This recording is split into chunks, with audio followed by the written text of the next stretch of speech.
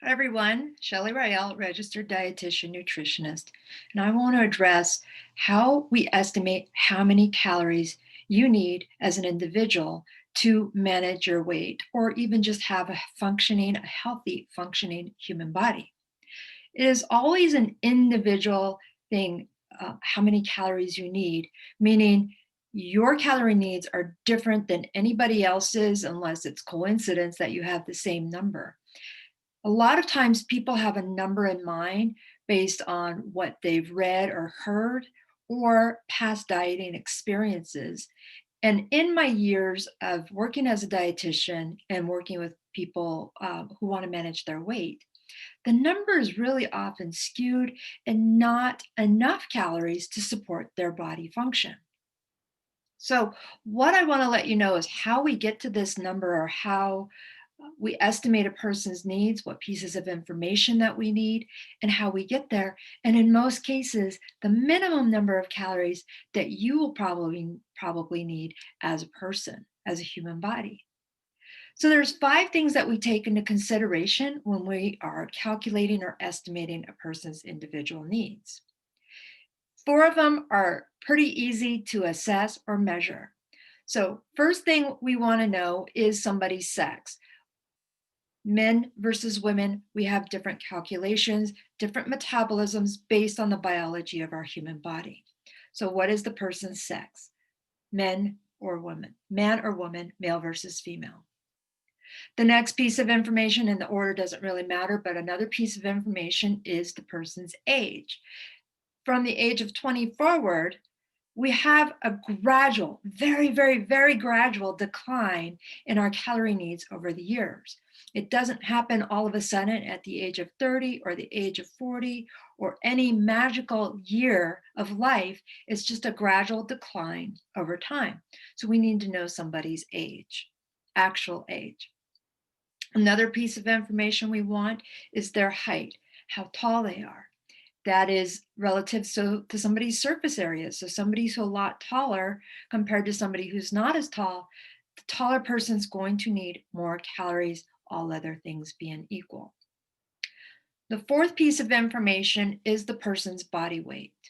Now, we can do this a couple different ways. I always use the person's current body weight or their actual body weight as it is right now, and then make adjustments afterwards if they want to change that weight. So again, those are 4 things: your gender or your sex, your age, your height, and your weight. And when we have those 4 pieces of information, we can plug that into a specific equation and get what we estimate is your resting metabolic rate, or more specifically, your basal metabolic rate. And that is the amount of calories that your body needs to function on a day-to-day basis. That's for breathing and your heart beating and just basic body functions.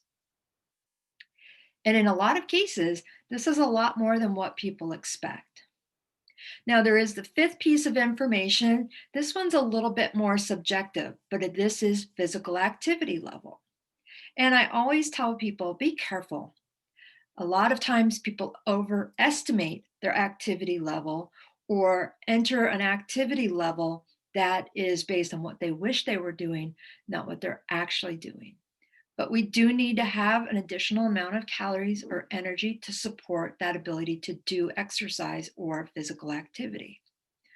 So we take all this information and we plug it into an equation, like I said. The one that I use is the Mifflin-St. Jeor equation, and you can look that up, Mifflin-St. Jeor, Jeor, and that will help you reach your basal metabolic rate so you can see exactly how many calories you need on a day-to-day basis. Now, piece of information as well is, well, that is the amount of calories you would need based on your specific numbers. Most humans, women, need a minimum of 1,200 calories a day to get all the things they need in their diet to support basic function.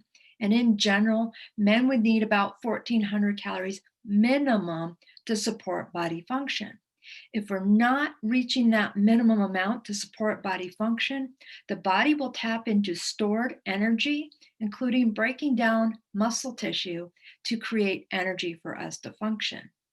So I encourage you to take a look at what your needs are. You can look it up. I'll include a link to a place where you can find this information as well and see how many calories you actually need for your functions, your basic body functions. And don't go below that. You want to make sure you're fueling your body adequately.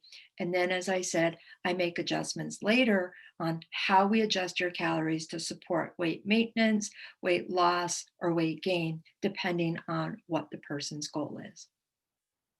I encourage you to read the article that goes with this, and I will provide that link as well. And if you ever have questions, certainly reach out to me, or you can schedule a 15-minute discovery call with me. You can find that information on my website at shellyrael.com. Take care.